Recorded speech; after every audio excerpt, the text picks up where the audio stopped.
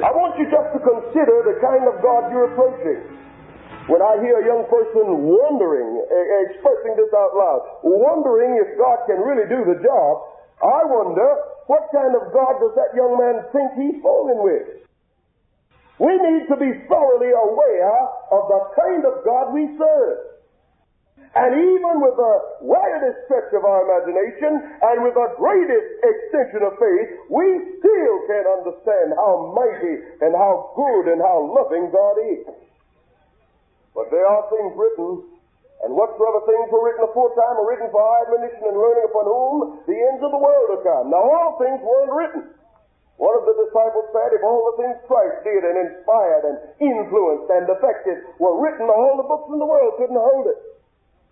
So they didn't write everything, but whatsoever things were written for our admonition. We are supposed to be able to look at the things that are written there and gain faith and strength by the testimony of those who lived long before us. I suppose nearly every Sabbath, as the offerings are lifted at the church, you hear a very familiar quotation from the book of Malachi, chapter 3. I want to take just 2 words out of there and talk to you about it tonight. God says, prove me now. And the 2 I want are, prove me. This is God's challenge to men and women everywhere. In other words, there is absolutely no deficiency on the part of God. There is no lack of confidence in himself as far as God is concerned. God knows what he can do. But he can only work for us according to our faith. When Christ was here on earth and the many people were healed by his miracles, he always said, according to your faith, not his, not mine, according to your faith, be it unto you. So God is now challenging you and me and everybody else. And God says, when you're tempted to doubt, when you hear the good things of salvation and they sound too good to be true, when you really are wondering, can God do it? God says to you and me, prove me. Just try me. I had a young person today say to me, and I appreciated it so much. That young person said, Pastor, after the message last night, I went home and I did exactly what you said. And I prayed and I felt real good. But today, there it was, a problem. Well, I said, that's what I expected. That's the way it's supposed to be. That's a compliment. If Satan didn't bother you, you haven't made any progress. The fact that the devil is fooling with you is an indication that you're getting somewhere. Let's say amen out there. Now God says, don't give up after one prayer. Try me. Try me a little while. I trust there's nobody here who's ever had a drink of liquor. But if there's any person who has, that person would witness that the first drink is not good. And the second drink is sickening. It's the same with a cigarette. The first one is not really good to the taste. And the second one has a tendency to make you a little dizzy. And yet, when it comes to fooling with the devil, we're willing to try him even though it makes us sick. And we stick with him until eventually he has us in his clutches with a habit. Isn't that right now? Now, if you can stick with a filthy cigarette until that tastes good, let's give God a chance. Let's try him longer than one day. What do you say, students? Amen. And let's know when we do it that the God we are dealing with is not man. He has not the limitations of man. He is unbounded by human extremity. Our God is a mighty God. And he has done mighty things. He can do it again. There's no secret what God can do. What he's done for others, he will do for you. Now, there are some of those very familiar stories in the Bible. Servant of the Lord says we ought to go over and over and over them. They will help us to gain faith. You might have heard it 1,000 times. Keep going over it. When I was in Danville, Virginia, conducting a tent effort, I had an experience one day that I shall never forget as long as I live. Things had been going well. And one afternoon, I went into my room to study. And it was as though the devil himself came into that room. And I found myself very much disturbed and distressed, and discouragement like a funeral pall was descending upon me. And it was not only very depressing, it was sickening. And when I realized what was going on, I was up walking the floor. And it was a type of discouragement that seemed to make my breath short. I don't know how to describe it to you.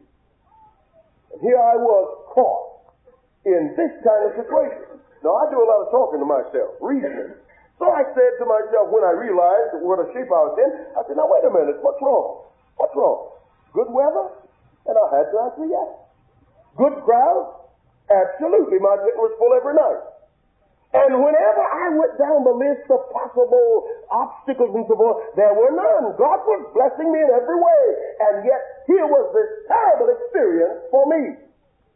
Elder Cleveland has sent to us a list of statements to read for your encouragement. I looked into my file and pulled it out and put it on a desk in front of me, and I sat down and read it.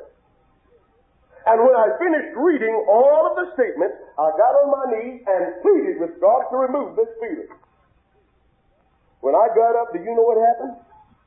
Nothing. I felt the same as I did when I started. And I waited a moment or two, and still nothing. So I sat down and read it again. And I got on my knees and prayed again. I got up, and I know you think I'm going to tell you it was all over. It was not. I was in just as bad shape as before. A third time I read it. And the third time I got on my knees. I don't mean a day later, I mean right now. Got on my knees a third time and earnestly pleaded with God to remove this melancholy, this gloom from the room and from my soul. And I got up and still nothing. A fourth time I read. And by the time I'd gotten around to reading this fourth time, this stubborn streak in me was manifesting itself. I determined that I'm going to keep doing this till something happens. No matter how long it takes, if I have to read it 30 times, I'm going to do it. If I have to pray 30 times, I'm going to do it. Not that you can affect anything particularly by praying, except that you hold on to the arm of God. That's all. You can't do it by prayer. You just let God know you mean business. And the fifth time I read it, and this time I read it slow. I paused after every phrase. I thought it over. I studied it as I read. And when I had completed reading the fifth time, I got down and I prayed again with the same feeling I had had from the beginning. And after having prayed the fifth time, thank God it happened. When I got up that time, it was as though someone had lifted a 200-pound weight from my shoulders. It was as though someone had driven the storm clouds out of the room. It was as though I heard the ringing of the Angelus at noonday. It was as though I had smelled a rose in a sick room. It was all over, and I felt as though I was walking on air. And I tell you on the basis of my own personal experience that if you wrestle with God, this God who has done so many wonderful things in the past will yet do it again. Let's say amen, young people. And from that day in 1956 to today, I have not had such discouragement again. I want to believe I was blessed with a permanent victory. There was a time when God, after having led the children of Israel out of Egypt land, said to Joshua and Caleb, now that this new breed of Israelites is on the scene and all the others are dead, I want you to take them and go across this Jordan into Canaan. Now the reason the others couldn't go was because they doubted God. They didn't believe God could do it, so that God didn't do it. He has to work according to our faith. But now that they are all passed away and the children are grown up and they are following Caleb and Joshua, God says, let's move across Jordan. Now the amazing thing was that God chose the rainy season for them. In that part of the country they have long droughts. And when the dry season is on, crossing the Jordan is no problem at all. You can throw a few rocks in front of you and walk all the way across on dry land, so to speak. But there comes a rainy season. And when the rainy season comes, it is most difficult and dangerous to fool with the Jordan. Some of you have read or heard that text in Jeremiah where God asked the question. If you have run with footmen and they have wearied thee, how are you going to contend with horses? And what are you going to do in the swelling of the Jordan? One day I decided to check on that and see what it meant. And I read some things in a book somewhere, that when the Jordan would swell, it was a most tempestuous sea. There were trees and debris upstream, and when the waters of the Jordan would swell over the bank, they would carry these heavy objects downstream, hurtling them along at breakneck speed. And anything caught in that stream could be cut in two by a tree or a limb or some other kind of debris. Not only that, but along the banks of the Jordan in the dry season, the adders and the snakes and even crocodiles in certain areas made their beds so they could be near the moisture. And when the Jordan would swell, these reptiles would be crowded out of their resting places, and they would become excited and afraid. And anybody fooling around the Jordan at that time was apt to be bitten or killed. The water was muddy and murky and filthy. It was deep and it was rushing along at breakneck speed. Nobody ought to fool with the Jordan when it was swelling. And yet when God said cross over, he said it at the rainy season. This didn't make sense. You know, we do so much human reasoning, we have a tendency to say certain things don't make sense. Well, I wouldn't be too disturbed about that because we don't have much sense. Especially when it comes to comparing our minds with God. When God says move, that's the best time, no matter what's going on. When God extends an invitation to you, it'll never be easier than right here. And the devil will show you all kinds of reasons why you shouldn't. But if God said do, that's the time. And I can imagine the people walked out and they looked at that river and they looked at the weather all rainy and bad and they got their mouths stuck out and they murmured and they went over and they said to Joshua, what kind of day is this? So I tell somebody, why couldn't you have done it when the dry season was on? When it would have been easy. Let me tell you something. You ought to learn to be a little suspicious of anything that's too easy. It isn't worth a dime when it's too easy. Who in the world told you that you were to go to heaven easy? Who do you think you are? Look what it cost Peter and Paul and James and all the rest of them. And look what it cost Jesus to come down here and to work out your salvation. It is in hardness that character is developed and not in an atmosphere of complete prosperity. So God chose a hard time because the harder the time, the greater the faith required to do it. And so he said, go across today in the rainy season. But these folk murmured and they complained and they carried on and they got to talking about how it didn't make sense. When you stop and think about it, God's way is so far from ours, it never makes sense. God says to you, if somebody slaps this cheek, turn the other. Now that doesn't make sense to you. I know it doesn't. God says if somebody gossips about you and mistreats you, pray for them and love them. That doesn't make sense. God says if you're required to go a mile, go two. It doesn't make sense. Not until you convert it. And then it makes all the sense in the world. Would you say amen to that, young people? So God says today is the day. Whether you see your way clear or not, whether it seems right to you or not, today is the day. And if they hadn't gone the day God said go, it might have been that generation of Jews would also have died in the wilderness and God would have waited on another. Somebody willing to do what he said when he said do it. Amen. Well, how are we going? Line up the preachers, put the ark on their shoulders, and in the ark was the law of God. You can't cross the Jordan without lifting up the law.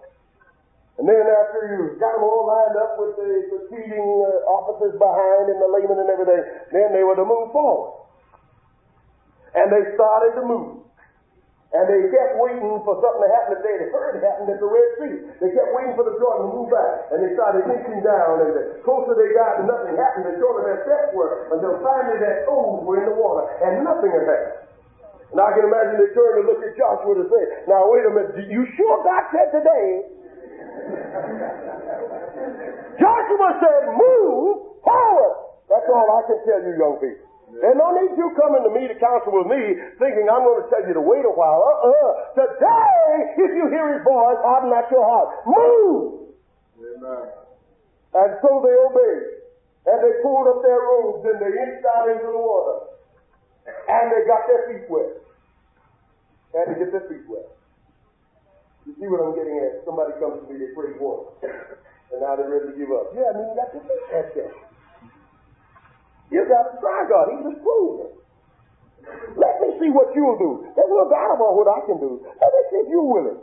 Get your feet wet. Get on into the Jordan. Move on out into difficulty. Get started with a thing that seems awful hard. Know that I will never leave thee nor forsake thee. When they moved out and got wet and forgot about their garments and their shoes, then suddenly it began to happen. The water rolled back and God gave them a dusty road. You know the story. And they marched across Jordan, but they did it after they decided to obey God and to move forward even though the waters didn't part. God says, prove me. Try me, young people. Just stick with me a little while and see if I won't do all those preachers say I'll do. Try it. Well, they got over there and they felt, well, my word, we accomplished something. Now maybe we should have enough faith to go on with God. What's next? And they wanted something easy again. Joshua said, you see that city over there? We're going to take that. And they got all upset again. Oh, we can't do that. You've been saying this to me today. All right, you got across the Jordan last night, but today we can't do that fast. I don't see how we can make it. God says, try me. They saw this great city, and then they went to counting their soldiers. And they numbered their swords and spears, see how many they had. And they took inventory, and they concluded that you can't do it. Anytime you take inventory of self or any other human, you're going to come up short. God didn't say, try your swords. He said, try me. Right. You're not even going to have to fight. But Lord, look at that city with those formidable walls. Look at all those soldiers standing on those walls. Look at how well prepared and how well armored they are. You mean we can do that? God says, try me. And finally they decided, all right, Lord, what you want us to do? And he said, I want you to get the pictures and your lights and everything, your trumpets, and I want you to march around this thing. Each day, and you know the story. I don't need to go into all that. And finally, on the seventh day, they marched around 7 times, and they blew the trumpets, and the walls came tumbling down. Same God who did that says to you, Simon, you think your case is harder than bringing down the walls of Jericho with a trumpet? God says, try me. Just try me. Well, this got their face up, you know. And they decided now we can do anything. Well, I believe if we stick with God, we can do it. And that's what happens. When you try God and He begins to answer your prayer. Someone said, Pastor, how is it that you seem to have this kind of thing? When God has done for you what you asked Him to do, and done it just like you needed it done, this is what happens and causes your faith to grow. And you get to the place you believe in God. You won't always feel so uncertain and so unsure as you might feel now. But you got to start out by faith. And then you got to live by faith. The Bible says that God shall live by faith. Not just have faith or muster up faith in a crisis. You got to live by it. Now, I told you last night about how to pray and how to keep religion. You can't wait until you get in trouble to do that. You got to do that every day. Every day. And if you are successful for 10 years, on New Year's Day of the 11th year, the devil's going to be right there trying to carry you to hell. Every day you got to stick with it. So Joshua is moving through the land, and there's nothing that can stand in his way. Well, there were 5 kings, 6 if you'll pardon me. 6 kings heard about Joshua and heard about the walls of Jericho, and they called a meeting. And the leader was the king of Jerusalem, and his name was Adonizedek. And this king decided, look now, you fellas, there's no need any one of us going out to meet those Jews by ourselves. We're not going to win. But if we get together and form sort of a NATO, if we form an alliance and all fight together, maybe we can win. So they agreed they'd do that. And then all the kings went home to start getting ready. But Adonizedek called a second meeting, and he left out one, the Hivites. And when he called this second meeting, he told the 5 armies that were present, he said, now look, I'll tell you what. He said, you notice in this meeting, the Hivites are not here. The Hittites, the Perizzites, the Canaanites, all of them were there. Jebusites. But the Hivites weren't there. He said, now the reason I didn't call them back the second time is we're going to need a little time to organize our army. So we're going to sacrifice the Hivites. And while the Jews are swallowing them up, it'll give us time to get ready and to put up a defense. But the Hivites had a spy up there listening. And he went back and he told the king in Gibeon just what had happened. And the king called his folks together and they made a decision. So they got some old men. And they put on some old worn-out clothes and worn-out shoes, gave them some molded bread and so forth, and sent them out to meet Joshua with a message. And finally, Joshua saw these old men coming, and he walked up to them, and he wanted to know, who are you, and where did you come from? The men said, we came from a far country. Well, why are you here? We've come to make a pact with you. We want to make an agreement because we've heard about your God. We believe in him. We want to make an agreement that you won't fight us. And if you don't fight us, we'll support you. We want to be your ally. Joshua said, now how do we know that you came from a far country? How can we trust you? Why, the men said, look at these clothes we got on. When we left home, these were new. But we've come from so far, they're worn out already. Look at these shoes, brand new when we left. Now they got holes in them. Look at this bread. It was fresh from the oven when we left. Now it's moldy and spoiled. We came from a far country. So Joshua, in the presence of God, made a pact with the Gibeonites. And when he did, the Hivite nation, the city was Gibeon, he made a pact with them that he would not attack them, that he would support them when they were attacked. And then they started marching on, and they came to Gibeon. And when they got there, Joshua said to his leaders, all right, we're going to take this city. The old men said, oh, no. Joshua said, well, why not? They said, that's our city. Joshua said, I thought you told me you came from a far country. The men said, we had to tell you something. We couldn't take a chance like that. That's our city. And now you've sworn before God that you wouldn't attack. You got to stand by your word. And Joshua was upset, but he had to keep his vow. So he turned to them and he said, from henceforth you're going to be hewers of wood and drawers of water for the Israel. You're going to be our servants. Well, that was all right. They'd rather be that than dead. So Joshua bypassed Gibeon and went to Gilgal. Now that's 40 miles away. I want you to listen to this story now.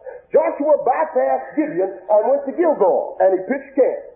And while he was at Gilgal, 40 miles away, these 5 kings under Adonizedek heard about the Hivites, and they were so hurt that they'd been betrayed. They didn't think about how they'd betrayed the Hivites. But now that they've heard that the Hivites have made a pact with the Jews, they are really upset. And they decide we better go down and wipe them out first, because we certainly can't take them on plus the Jews. So he started a march down.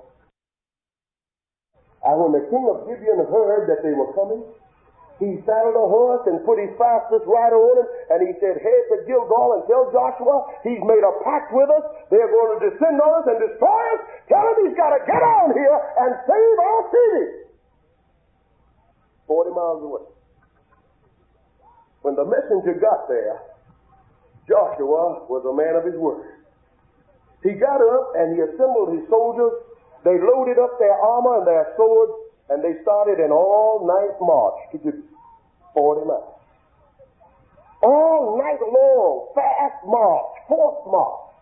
One of the greatest you'll ever read about in all the annals of military history. There they were marching toward Gibeon. And at the break of day the next day, they encountered the flank and the rear of the 5 armies coming down under Adonizedek, and they started to fight.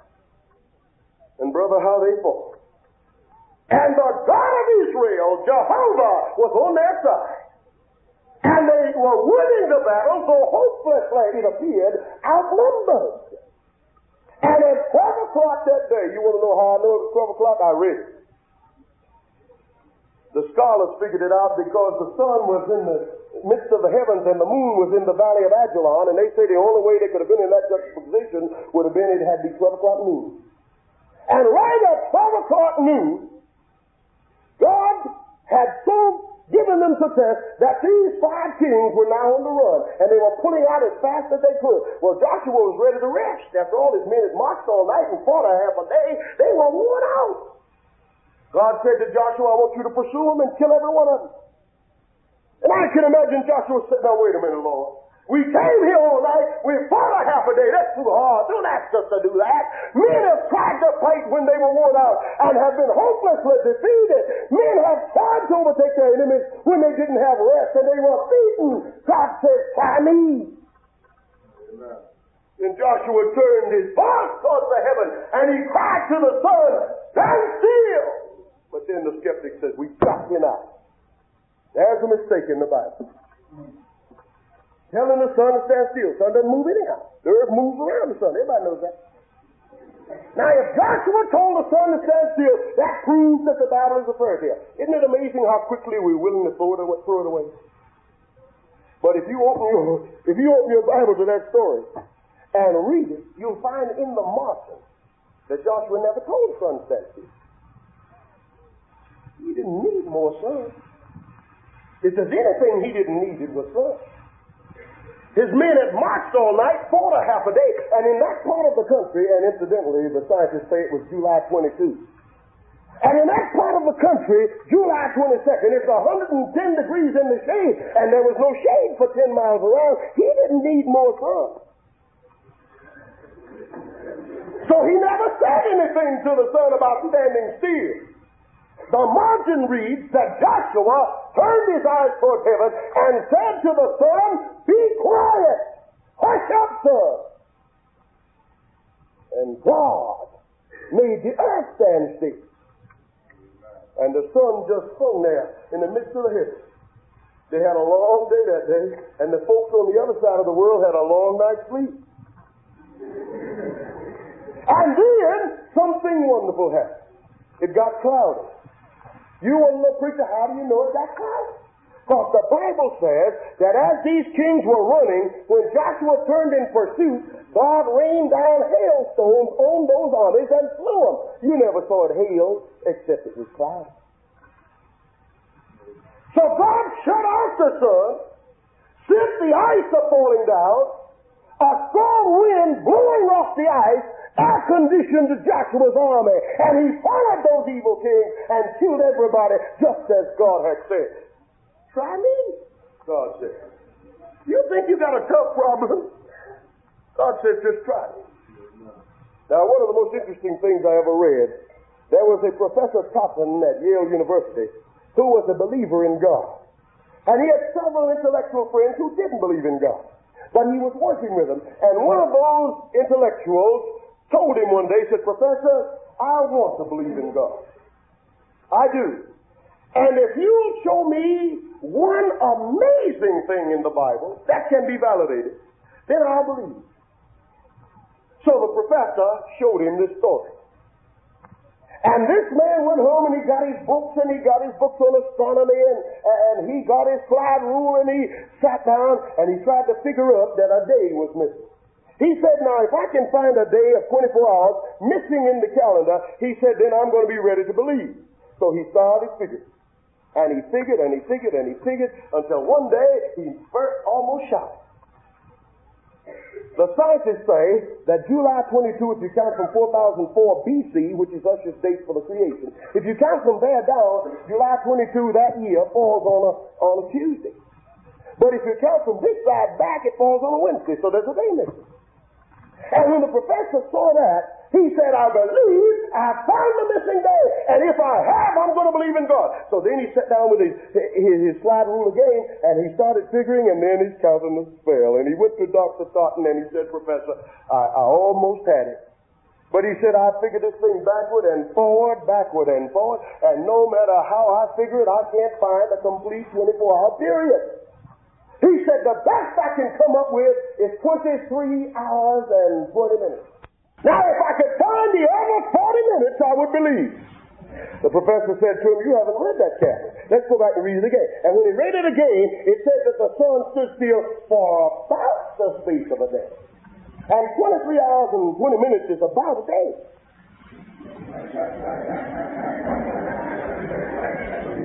But Dr. Totten says, I'm not going to leave you in that fix. I've got another text I want you to read. So he turned over to the book of Isaiah, and he found something. He said, now you go home and read that.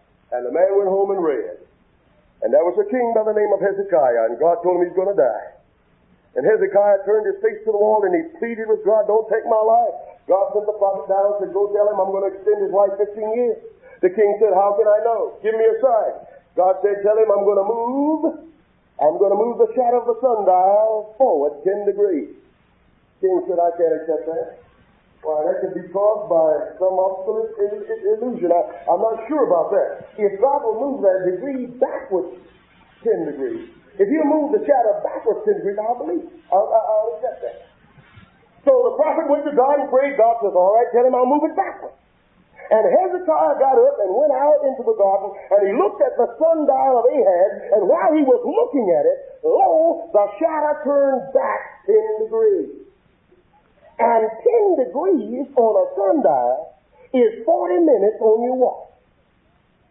And this professor, alive, had found not 23 hours and 20 minutes. He had found a complete 24-hour day that had faded into oblivion because God had worked a mighty miracle. He came running to Dr. Totten and he said, Professor, I found it. I believe in God. This same God says to you and me today, try me. Amen. Just try me. You're not fooling with a child or some impotent man. This is the God of Israel. The God who took the things of nature and defeated vast armies. The God who sent a swarm of bees to drive our whole city out of town. The God who brought water out of a dry rock and made a dead branch bud. The God that has worked miracle after miracle through the ages and put them in his sacred word. He said these things are written for our admonition and learning. Now you read it and think about it, and then this same God says, try me. No secret what God can do. What he's done for others, he'll do for you. He's the same yesterday, today, and forever. The same God who replenished the Phoenician woman's barrel with oil and flour is here to help you today.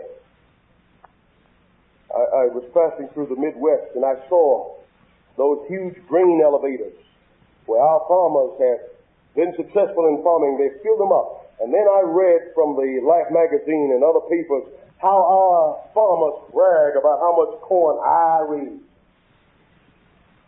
God raises more than that just to feed his birds and insects. He raises it wild. More than men can store into the elevator. His eye is on the sparrow, all of them, so he has to raise food every year for that sparrow. That's the God who says to you and me, try. But then I think, you can't raise corn without God. I found this, and it's interesting to me. A farmer who plants 50 acres of corn plows, harrows, and plants, and that's about all he can do. After he has finished, God has to provide 2,420 horsepower units of energy for every minute that corn is in the ground, or the seed will rot in the ground and never produce. In addition to that, God's got to send 165,000 tons of water on that 50 acres of corn, or he'll never get a shoot out of the ground. God has to spend 6 times the hours working on that corn. The farmer said, or he won't get a thing in exchange. And when God has done his work, for every 1 grain the farmer put in, God gives him 1,200 in return. Who planted that corn? The farmer did. But who raised that corn? God did. Amen. And without God, the farmer is wasting his time. This is the same God that took a little boy's lunch and fed 5,000 men, plus their wives and all their children. This God says to you, try me. Prove me. Trust me. Now, it's a terrible thing when the worldling won't trust God. It's an awful thing when the sinner won't trust God. But when God's own young people won't trust him, this must truly break his heart. It's an awful thing to have young people who know this truth. To have young people who go to a Christian school. To have young people who study the Bible every day in school. To have young people who pray twice a day, and then these young people won't trust God. This God says, try me, prove me, and he won't let you do more for him than he does for you. I promise to make this service a little briefer tonight. And so some of the beautiful quotations I plan to give you, I'm not going to give you at this time. God says, try me, prove me. One day a wild duck laid some eggs. The story goes that this duck went off to forage, and a farmer walking through the swamp found the nest. He saw these fresh eggs, and he took them home, and he put them under a hen. Now this is a wild duck. This is a duck that follows the direction of God, and once a year soars high above the earth, heading to warmer climates. They tell me they go up so high, the leader keeps the flock up so high that they can't see all the little berries and little seeds that would draw them down to the earth. He keeps them up high so they can't even see that. One of these ducks has had its eggs stolen by a farmer. Farmer took them home and put them under a hen. Hen is an earth creature. And after so many weeks, the egg hatched. And these little ducks came out and were following that hen around. They thought they were chickens too. God has called you to rise higher than the highest human thought can reach. But you can gravel along in the dust so long, you don't think you belong up there. And when somebody tells you you do, you say, I don't believe I can make that. And here they are quacking around behind a hen that says cluck. But the story goes that this mama duck saw that farmer take those eggs home. And every day that duck would fly into a tree near the farm and walk. And when finally those little ducks were born, she kept flying to that tree and watched. The summer is going on and we're approaching the autumn. And every day that duck comes and lights in that tree and watches. And she watches the development of those little ducks. She sees their wings as they expand and as they get longer, and then those long feathers, those strong ones that burst the air.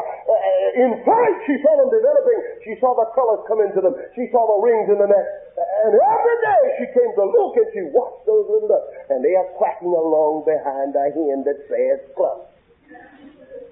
Finally, one day, the farmer got a bright idea. He decided it was time for him to have some roast duck. So he went and he got his axe, and he walked out and he stood looking over the duck. And then he moved down to his whetstone and he started grinding an edge on that axe. But the autumn had come. It was time for ducks to head south. Time to get off the ground and move on up a little higher. And this mama duck wasn't thinking about leaving her babies there. And so on the day that the farmer would have roasted these little fellas, that mama duck came in over that far. Her wings were spread and she was gliding beautifully. She was showing those little ducklings what they could do. And as she went past, they all turned and looked up. And she started quacking. And this was familiar to them because they quacked. And as they watched that mama duck go, wanting to do what she was doing, they heard her give a loud parental honk. And these little fellows decided to try. They started beating the air with their wings, and to their surprise, they weren't chickens after all. They started taking off. And into the air they went, following the mother. And the farmer stood there with his axe in his hand and said goodbye to his dinner. You know, in the beginning, God made man to be upright, made him perfect. But the devil sort of moved in and took over. And the devil has been preparing the world for the ministry of God's wrath. And the autumn has come and we are not saved. And the devil is getting men and women ready for mass murder.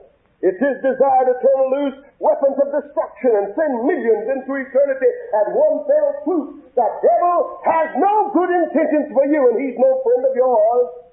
But from on high a voice comes, and that voice is calling to his truth. You don't belong to the devil. You belong to Christ. He has bought you and paid for you with his own blood. And Christ is calling, and he's saying to the students at Fine Forest, and to men and women everywhere who will respond to his voice, move on up a little higher. Elevate your thoughts and your feelings. Walk with angels. Become a part of my great family, the family that extends from earth to heaven and all over the vast universe. God wants you to move out and up, to get away from these low things. low music and low dress and low thoughts and low books. God wants you to soar. And God says, try it. Try it. Our service will conclude outside. Tomorrow, an appeal will be made in this church, and everybody here ought to respond to it. The first appeal will be made for those who are not members of the church and who want to be baptized, who want to be members of the church. I've talked with some and I've already told you that I expect you, God expects you to answer His appeal tomorrow. A second appeal will be made to backsliders, to young people who feel they have fallen away and want to rededicate their lives. And the third and final appeal will be a general one to all who want to enter into a spirit of reconsecration with God. It shall be my prayer for you tonight that when you go home, God will speak to you even as you rest in your bed, and that God will help you to settle some issues tonight. If you're still in doubt, God says, try it. You have been listening to another special American Cassette Ministries presentation. International copyright, all rights reserved. To order a copy of this or other presentations, or for a free catalog, please call toll-free 1-800-233-4450. International calls dial 717-652-7000. You may also order from our secure website at www.americancassette.org. There you will discover the largest selection of genuine Adventist preaching available. American Cassette Ministries is not a one-man band. It's an orchestra of outstanding speakers who are all on the same theological page. You can trust ACM. There is no compromise here. If American Cassette Ministries has been a blessing to you, why not take a moment just now and send us a note or an email with your testimony? We'll share it with the speakers and volunteer workers to encourage them. Your prayers and continued financial support are very important to ensure the continuation of this ministry as we help prepare America and the world to meet Jesus Christ. He's coming soon.